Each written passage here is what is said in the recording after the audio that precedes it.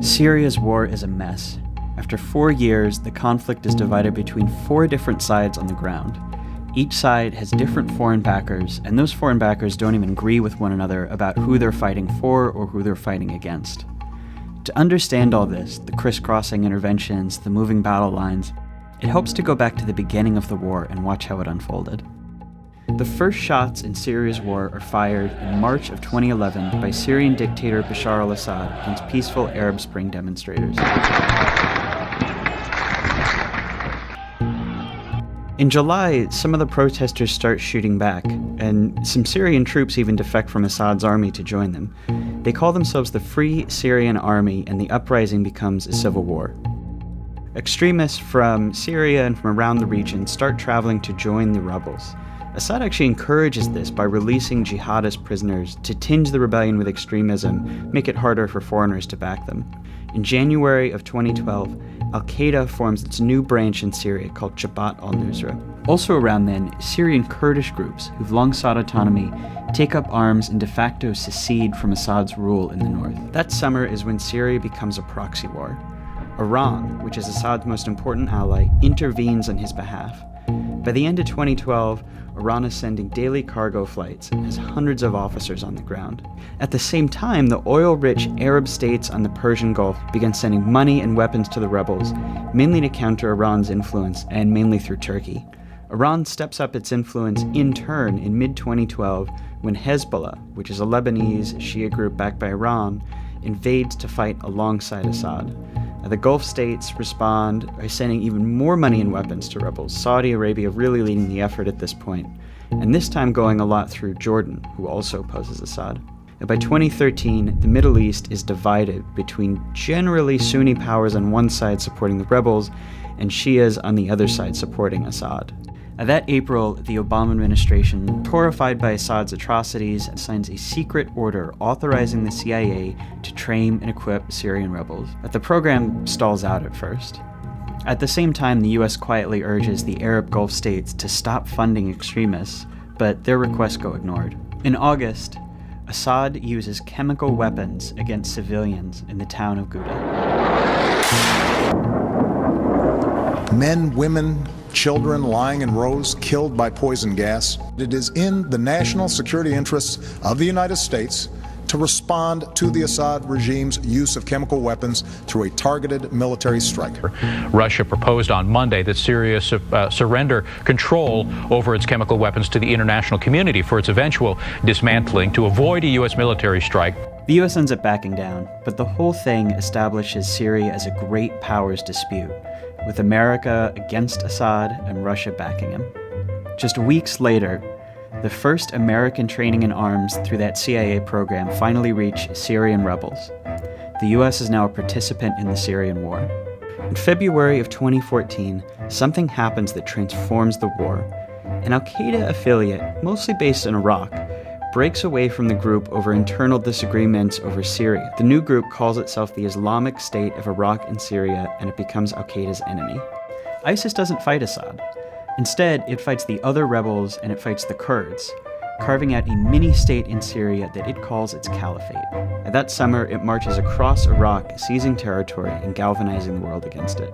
Then, in September, almost exactly 1 year after it almost bombed Assad in Syria, We're moving ahead with our campaign of airstrikes against these terrorists, and we're prepared to take action against ISIL in Syria as well. That summer, the Pentagon launches its own program to train Syrian rebels. But unlike the CIA program, this one will only train rebels who fight just ISIS, not Assad. And the program fizzles out, showing that America now opposes ISIS more than Assad, but also that there's really no like-minded force on the ground in Syria. In August, Turkey begins bombing Kurdish groups in Iraq and in Turkey, even as Kurds are fighting ISIS in Syria. Turkey also doesn't bomb ISIS in Syria. All of this deepens tension with the US over this question of whether they need to treat Assad or ISIS the primary enemy, and creates a lot of confusion among the Kurds about where the US stands. Now, Assad has been losing ground all this time, to ISIS, to the rebels, and in September of 2015, Russia intervenes on his behalf. Russia says it's there to bomb ISIS, but in fact it just bombs the anti-Assad rebels, including some rebels who are backed by the US. So as it stands now, There are lots of different groups and outside countries involved in Syria's war, and even among allies there are big disagreements about who their enemies are, who to support, and how to do it. And those contradictions are a big part of why, for this war, there is just no end in sight.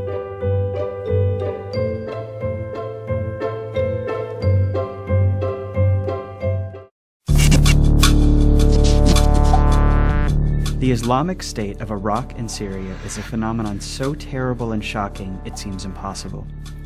It controls an area the size of the United Kingdom, commits mass atrocities, and launches terror attacks abroad. But to understand ISIS, it helps to tell the story of its rise. And that story begins far away and many years before the group existed. In 1979, the Soviet Union invades Afghanistan to defend a puppet dictator against rebels.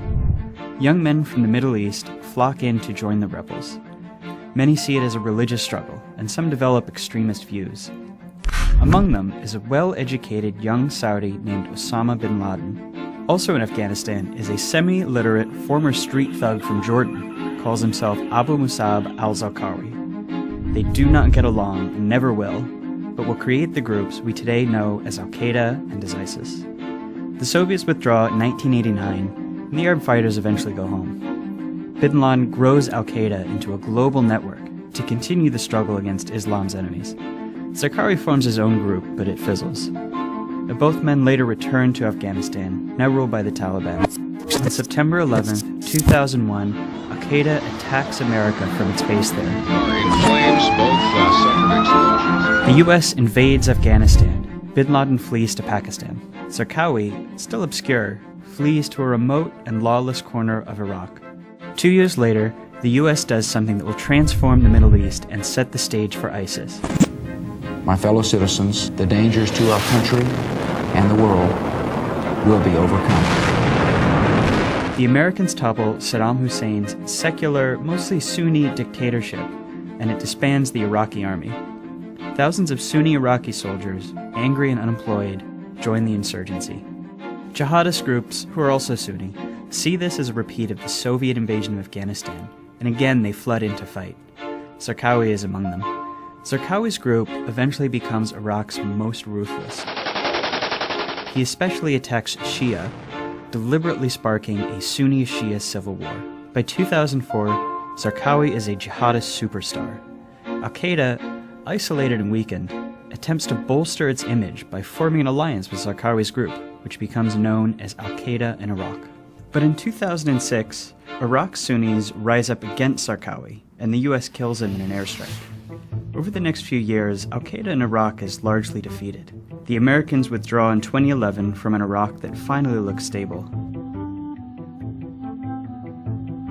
2011, the Arab Spring spreads across the Middle East. In Syria, dictator Bashar al-Assad cracks down violently on protesters. They eventually fire back, leading to a civil war.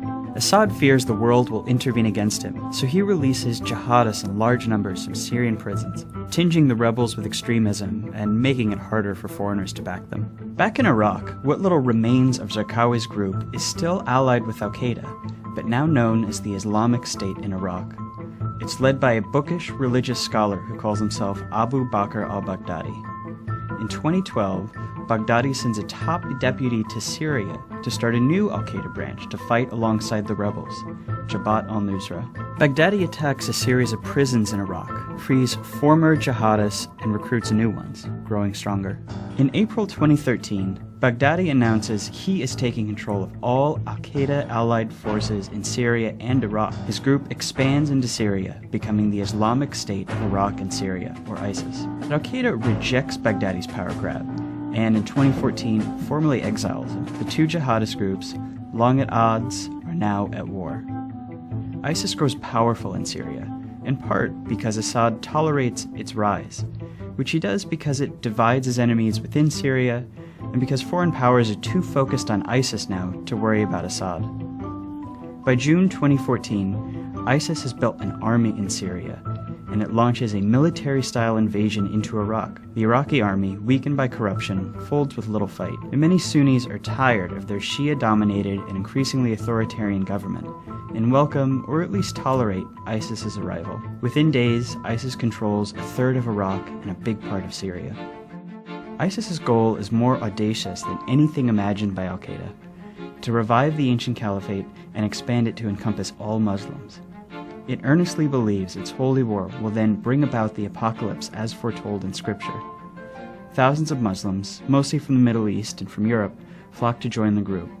Some join for religious reasons, but many are just disillusioned or angry and feel that ISIS offers them answers and a purpose.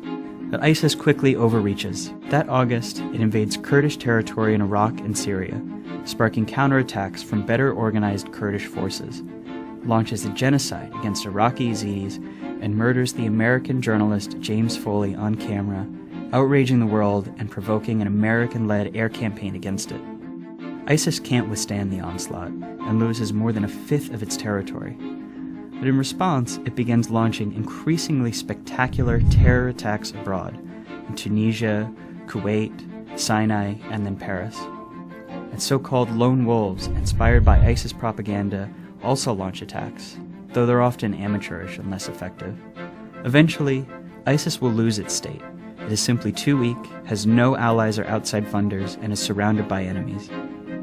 But ISIS will respond by reverting to what it was before as al-Qaeda in Iraq, an insurgency and a terror group still capable of horrifying violence. And in that form, it could be around for years.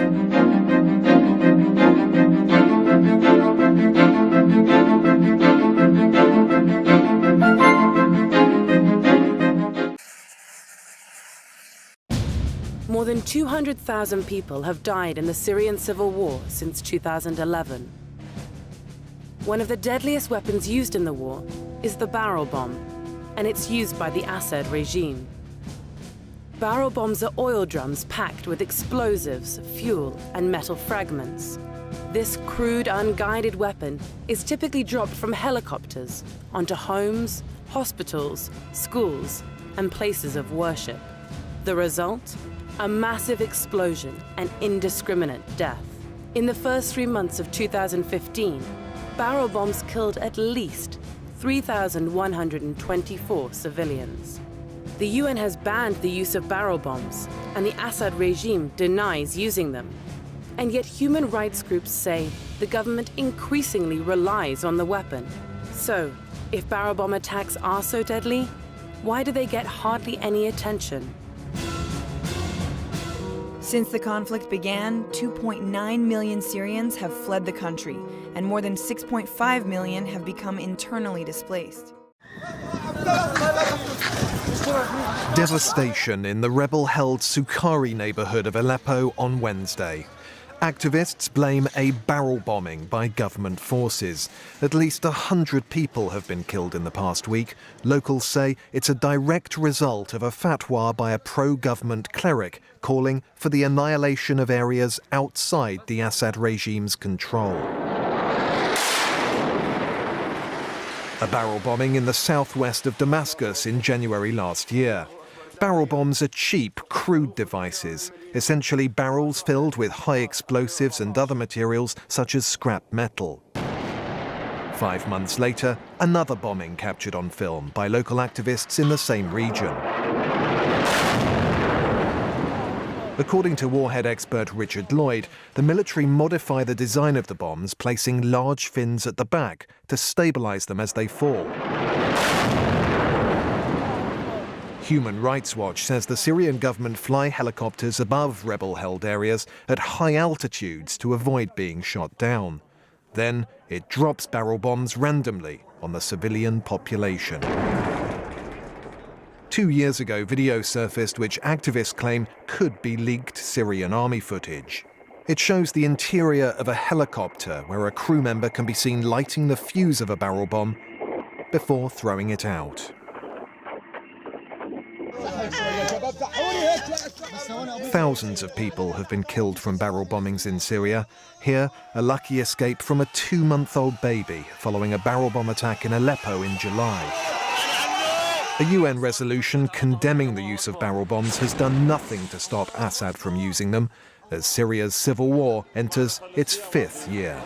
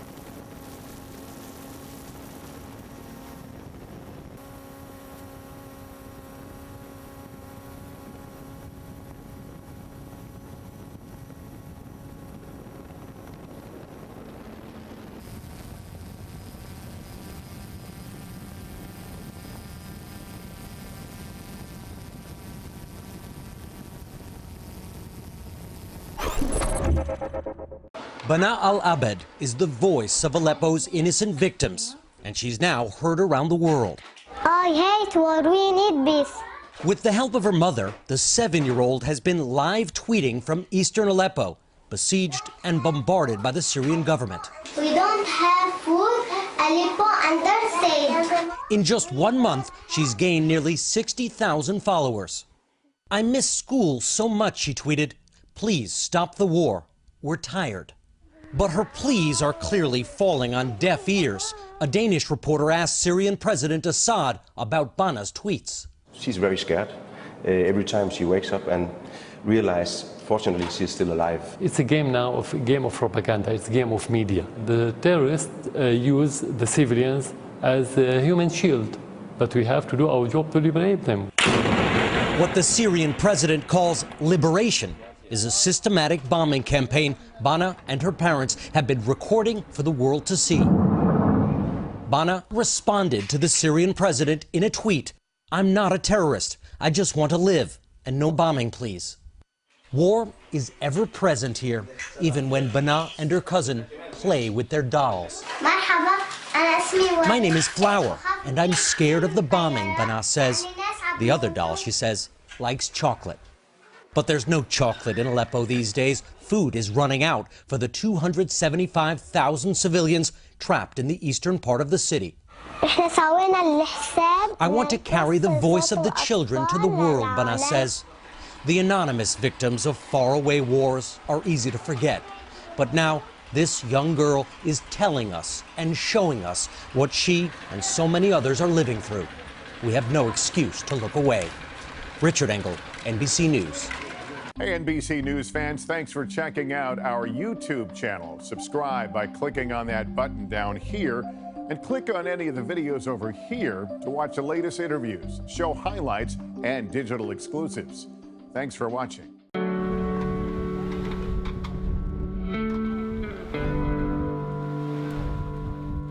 كنت دوم بفكر لما وصلت على الماء ايش بده يصير شلون بده يستقبلونا وين بدنا نروح وشو بده يصير معنا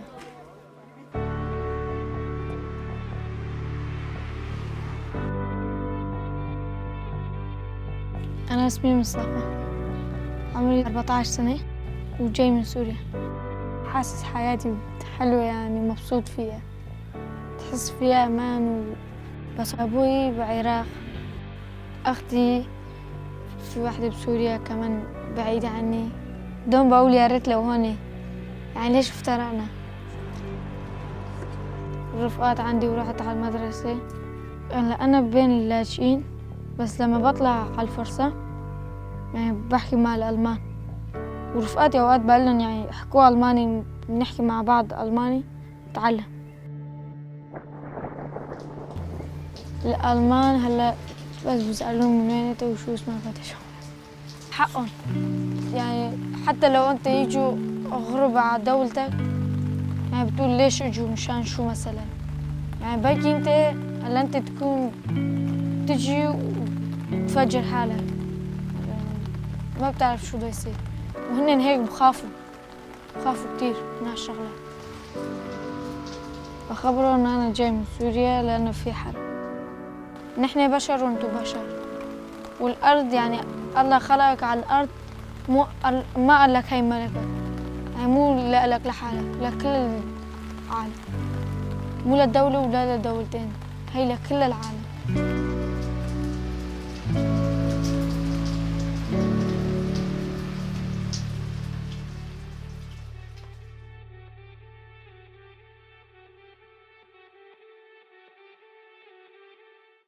This is the Secretary of Homeland Security, Jay Johnson.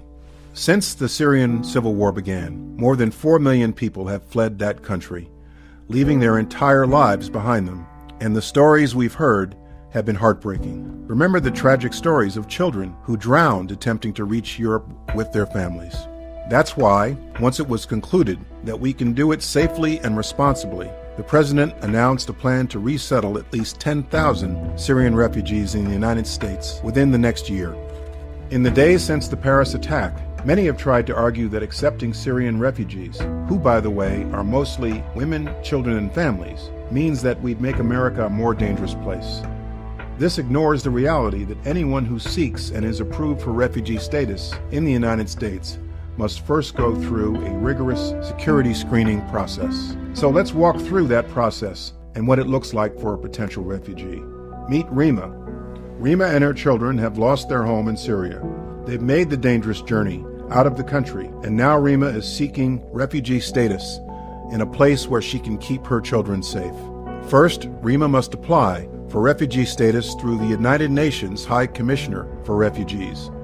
This is the international organization in charge of protecting and assisting refugees. For Rima to be considered a refugee, she must show that she's been driven from her home due to a, quote, well-founded fear of being persecuted for reasons of race, religion, nationality, membership in a particular social group or political opinion, end quote. If Rima meets the above conditions, she may be referred for resettlement in a country such as the United States. But before she can enter the United States as a refugee, Rima must then undergo a security screening process that is more thorough than any other for people entering this country. She'll have a deep background check. Her biographic and biometric information will be cross-checked against law enforcement and intelligence databases. Rima will also have to pass an in-depth interview, including an interview with a specially trained DHS officer to determine her eligibility. If found eligible, she then receives a medical evaluation. From start to finish, this process includes the involvement of the National Counterterrorism Center, the FBI, the Department of Homeland Security, the Department of State, and the Department of Defense. All refugees, including Syrians, go through these security screening measures, and Syrians receive an enhanced review during this process. Over 23,000 Syrian refugee applicants have been referred to us by the UNHCR. Only about 2,000 have been admitted. Throughout history, we've seen that America has become a better nation by welcoming refugees in times of crisis. So many refugees and their children have gone on to make great contributions to our American society. Albert Einstein and Elie Wiesel, two Jews displaced by Nazi Germany, went on to become great Americans. We've seen great athletes such as Nadia Comaneci and Luol Deng flee communism and the Sudanese Civil War, respectively. Taking in refugees at a time of crisis is simply the right thing to do. We can and we will continue to ensure our own security while doing our share to welcome men, women, and children who are refugees fleeing violence. This is the United States of America. We can, we must, and we will do both these things.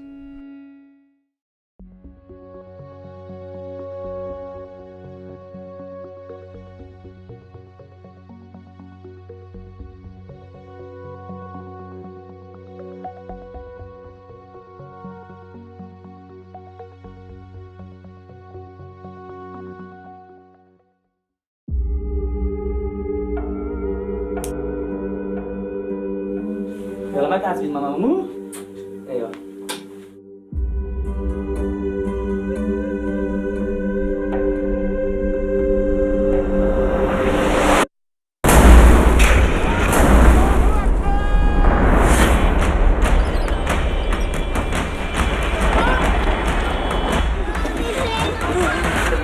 Missile attacks on hospitals and schools in rebel-held areas that left up to 50 civilians dead.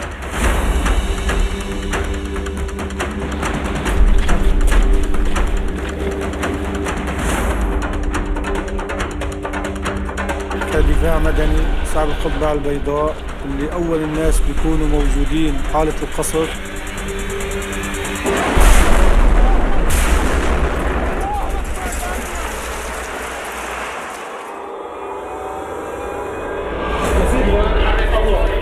من سوريا الكل العالم عم بتابع أخباره وعم ما حدا يلاقوا له حل.